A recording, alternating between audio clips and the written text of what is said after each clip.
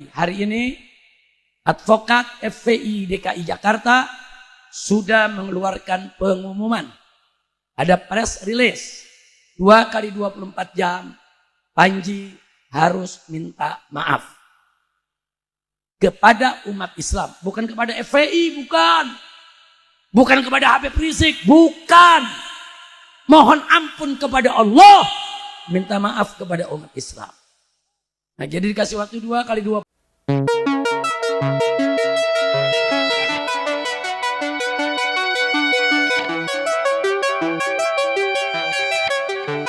Hari ini advokat FPI DKI Jakarta sudah mengeluarkan pengumuman. Ada press release 2 kali 24 jam Panji harus minta maaf kepada umat Islam, bukan kepada FPI, bukan kepada Habib Rizik, bukan. Mohon ampun kepada Allah, minta maaf kepada umat Islam. Nah, jadi dikasih waktu 2 kali 24 jam. Ini baru sehari. Kalau nanti setelah 2 kali 24 jam dia tidak minta maaf, saya minta maaf kepada umat. Advokat FPI akan bergerak, akan membuat laporan, dan akan terus kita kejar, akan terus kita proses sampai hukum ditegakkan, sudah. Dan saya minta kepada Netflix, rekaman bagian menghina sholat dihapus. Kalau ini dijalankan, selesai, tidak ada masalah. Kalau tidak dijalankan, Netflix-nya akan kita tuntut, saudara. Netflix-nya akan kita tuntut. Nah, karena dia menyiarkan, dia yang sebarluaskan itu film, saudara.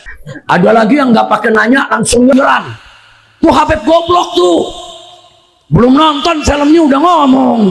Ada yang ngomong begitu, ada, saudara. Saya tahu kok orang-orangnya, saudara. Nah, tapi kalau yang nanya kan enak, Habib udah nonton belum? Jawab jangan. Jawab jangan. Saudara, mana boleh kita mengambil kesimpulan kalau kita nggak ngeliat. Mana boleh kita ngambil kesimpulan kalau kita nggak nonton, saudara. Saya nggak suka nonton candaan-candaan dan lawakan. Tapi karena ada laporan dari masyarakat, laporan dari santri, laporan dari kiai, laporan dari dai dan ustadz Habib Rizik, ini sholat dijadiin bahan bercanda, bagaimana ini Habib? Tentu saya nggak boleh langsung menjawab dong. Di mana itu dijadiin bahan bercanda? Ini ada rekamannya Habib, ini ada filmnya, ini ada rekaman lengkapnya. Saya mesti lihat dulu, saudara. Jadi saya minta kepada pengurus DPP FPI, saudara, ambil itu film, tonton dari awal sampai akhir, lihat. Nah, jadi kalau pertanyaannya, apakah Habib sudah lihat video saudara tersebut secara utuh? Jawabnya sudah. Saya dan pengurus FPI bahkan berulang kali, saudara, menonton supaya bisa memahami dan mengkaji serta menilai dan menyimpulkan. Kira-kira jelas tidak? Nah, jadi itu video rekamannya si Panji itu, saudara sudah nonton, saya lihat, saudara, bukan nggak lihat. Kalau nggak lihat berani mana berani kita bicara, saudara. Baik, ada lagi yang bertanya yang kedua. Allah Karim. Habib, kenapa fokus pada soal sholat saja dalam lawakan Panji? Kan yang lain kritiknya bagus. Kenapa kok Habib cuma fokus soal sholat saja? Jawab jangan.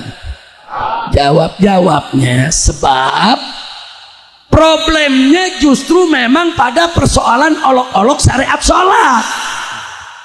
Problemnya bukan pada kritik kepada pemerintah, bukan. Kritik pedas untuk pemerintah, silakan. Saya tidak ada problem, tidak ada masalah, saudara. Nah, karena kritiknya terhadap pemerintah dalam bentuk candaan, tidak ada problem, tidak ada masalah, ya saya tidak fokus di situ. Yang saya fokus kepada bagian yang syariat sholat dihina. Kira-kira jelas tidak? Jelas tidak? Ada lagi yang ngomong, saudara. Habib, sebaiknya Habib sudah tidak usah ikut campur soal kritik Panji terhadap pemerintah. Nah, jadi ada yang ngomong tuh di medsos, saudara, Habib gak usah ikut campur, ini kan urusan Panji lagi kritik pemerintah. Jawab jangan. Jawab jangan. Saya tidak pernah ikut campur urusan Panji dan pemerintah, saudara. Yang saya tidak mau ikut campur, saudara, karena itu bukan urusan saya. Saya hanya fokus serius melawan penistaan agama. Soal ngeritik pemerintah silakan, saya sering ngeritik pemerintah kok, betul. Saya mau tanya, saya sering nggak ngeritik pemerintah? Sering nggak ngeritik pemerintah? Nggak ada masalah kritik, saudara. Dia ngeritik lewat lelawakan, silakan. Saya ngeritik lewat dakwah, silakan. Ini bukan soal kritik, ini soal penistaan syariat sholat. Kira-kira jelas tidak? Baik, ada lagi yang keempat. Lanjut. Yang keempat ada mengatakan begini, kenapa Habib tidak sibukkan diri lawan koruptor saja? Kan masih banyak tuh koruptor. Kenapa mesti Panji yang diprotes? Saudara, urusan koruptor, saudara, saya dan kawan-kawan di FPI, saudara, sejak tahun 2000 berulang kali demo di lapangan, demo anti korupsi. Bahkan saya gubah syair qasidah, judulnya qasidah anti korupsi, saudara. Nggak sampai di situ, saudara. Bahkan tahun 2016 kita tidak pernah berhenti melakukan aksi dan melaporkan 3 dugaan korupsi Ahok senilai 1,9 triliun rupiah, saudara. Siapa bilang kita nggak bicara korupsi? Saudara, soal Panji bukan urusan saya bicara korupsi atau tidak. Ini ada penistaan agama yang saya nggak boleh diam. Nah, tapi jangan langsung dituduh ulama-ulama bisanya mengkritik yaitu Panji, tapi ulama-ulama nggak ada yang lawan koruptor. Siapa bilang ulama nggak ngelawan koruptor, saudara? Enak itu ngomong, saudara. Jangan-jangan yang ngomong nggak pernah demo anti korupsi, saudara. Jangan-jangan yang ngomong nggak pernah melaporkan kasus korupsi, saudara. Kira-kira jelas tidak? Jelas tidak?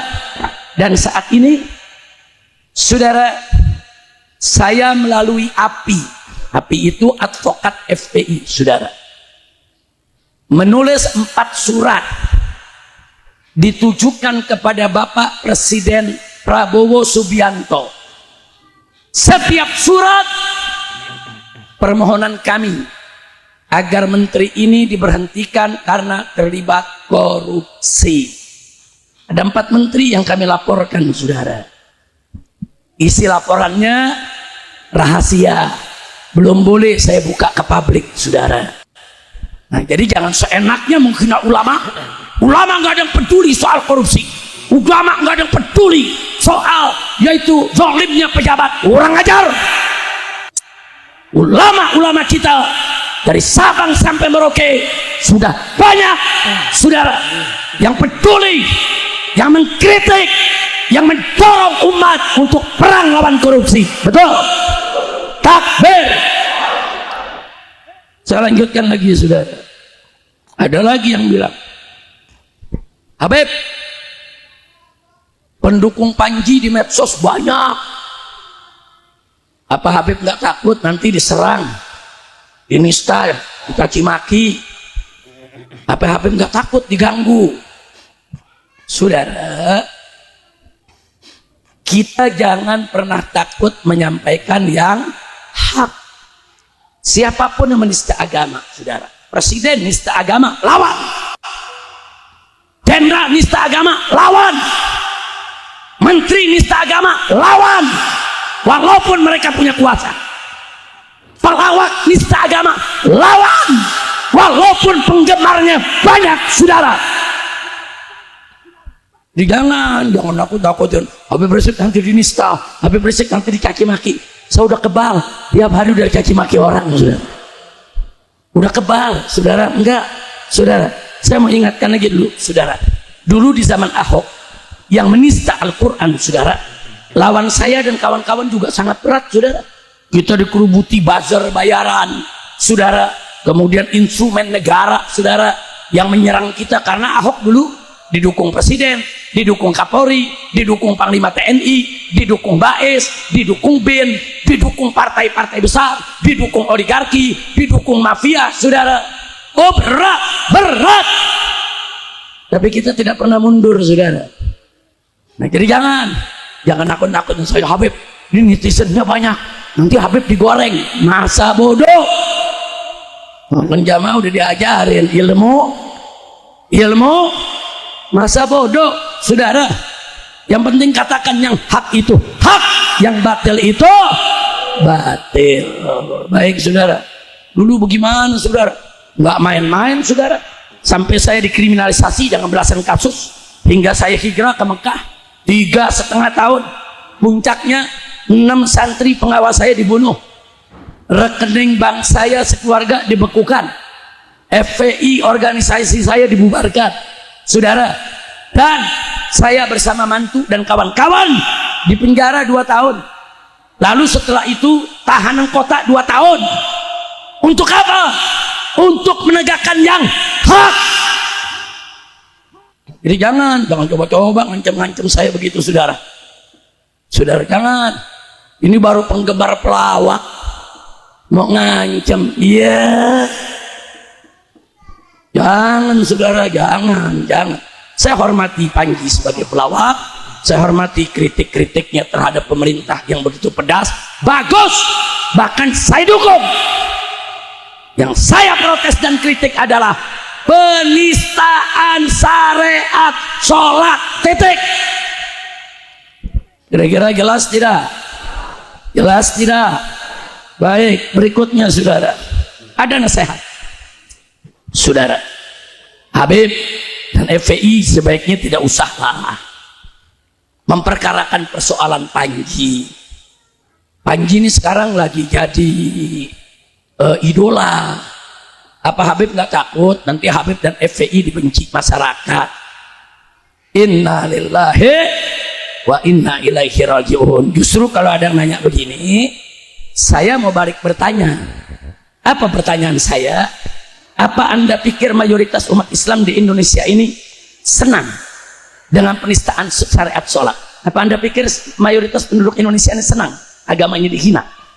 Apa Anda pikir masyarakat Indonesia ini mayoritas muslim nih gembira kalau syariat sholat ini diolok-olok? Saya yakin, saudara, mayoritas umat Islam jauh lebih banyak yang marah kalau agamanya dihina, kalau sholatnya diolok-olok. Betul? Takbir. Ada lagi pertanyaan yang berikutnya, Habib, apa Habib dan FPI dibayar nih? Pertanyaannya luar biasa. Masih bagus dia nanya. Ada yang udah nuduh, wah, Habib Rizik tuh dibayar tuh sama istana, dibayar sama rezim. Setahu saya, kalau orang yang suka nuduh-nuduh orang lain dibayar, biasanya dia yang suka dibayar, saudara. Maling teriak. Sekarang di Indonesia ini ada bisnis. Muji pemerintah jadi bisnis, dapat duit. Menghina pemerintah jadi bisnis, dapat duit. Ada kelompok-kelompok yang benci pemerintah siap bayar, sudah. Ini jadi bisnis. Ini jadi, jangan-jangan yang ngomong begitu, oh ini Habib Rizik dapat duit, jangan-jangan lu yang dapat duit.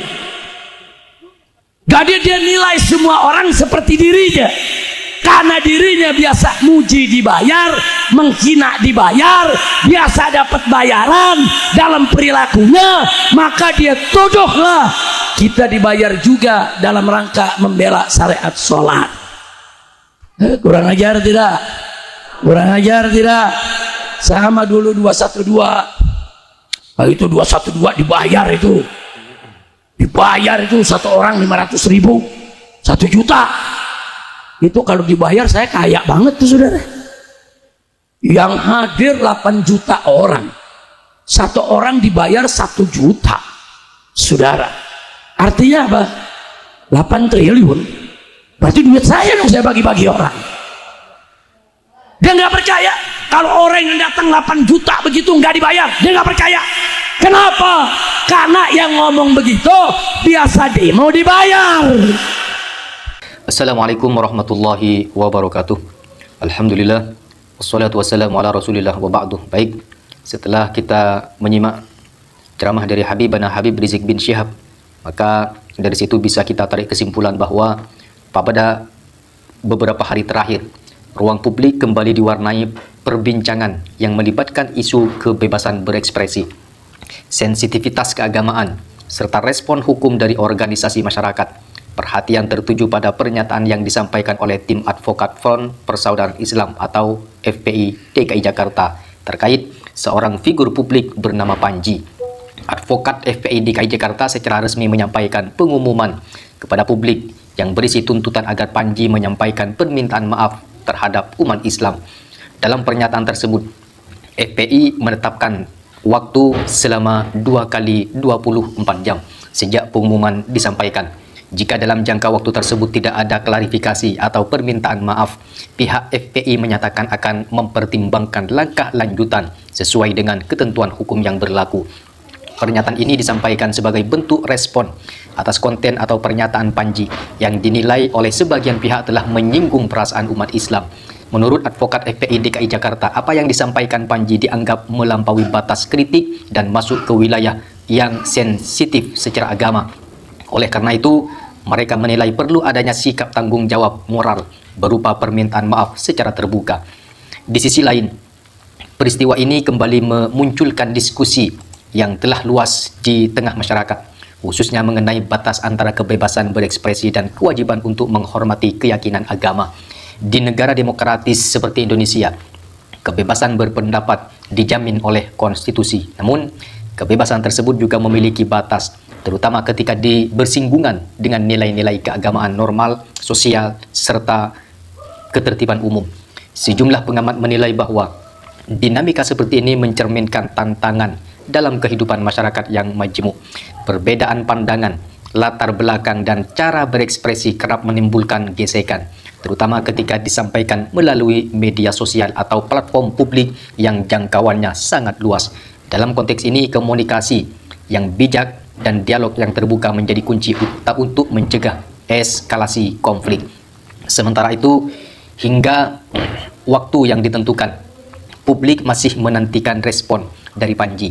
Apakah ia akan memberikan klarifikasi, menyampaikan permintaan maaf, atau memilih jalur lain untuk menanggapi tuntutan tersebut? Apapun langkah yang diambil, banyak pihak berharap proses ini dapat berjalan secara damai dan tidak memicu ketegangan yang lebih luas di masyarakat. Penting untuk dicatat bahwa dalam negara hukum, setiap pihak memiliki hak yang sama untuk menyampaikan pendapat maupun menempuh jalur hukum. Namun demikian, penggunaan jalur tersebut idealnya dilakukan dengan mengedepankan asas proporsionalitas, kehati-hatian, serta kepentingan persatuan dan kesatuan bangsa. Peristiwa ini juga menjadi pengingat bagi figur publik dan kreator konten bahwa setiap pernyataan yang disampaikan ke ruang publik memiliki konsekuensi, pengaruh yang besar, diikuti oleh tanggung jawab yang besar pula. Sensitivitas terhadap isu agama, suku, dan budaya menjadi hal yang tidak bisa diabaikan dalam masyarakat Indonesia yang beragam. Di sisi lain, masyarakat juga diharapkan dapat menyikapi perbedaan dengan kepala dingin, tidak mudah terpancing emosi, serta mengedepankan klarifikasi dan dialog sebelum menarik kesimpulan. Ruang publik yang sehat adalah ruang yang memungkinkan perbedaan pendapat tanpa harus berujung pada konflik berkepanjangan. Ke depan, kasus seperti ini diharapkan dapat menjadi pelajaran bersama bahwa kebebasan berekspresi dan penghormatan terhadap nilai-nilai keagamaan bukanlah dua hal yang harus dipertentangkan, melainkan dapat berjalan beriringan apabila dilandasi dengan sikap saling menghormati dan iktikad baik. Demikian perkembangan terkait pengumuman advokat FPI DKI Jakarta yang memberikan waktu 2 kali 24 jam kepada Panji untuk menyampaikan permintaan maaf kepada umat Islam. Publik tentu akan terus mengikuti bagaimana persoalan ini berlanjut dan berharap penyelesaiannya dapat membawa ketenangan serta kedewasaan dalam kehidupan bermasyarakat.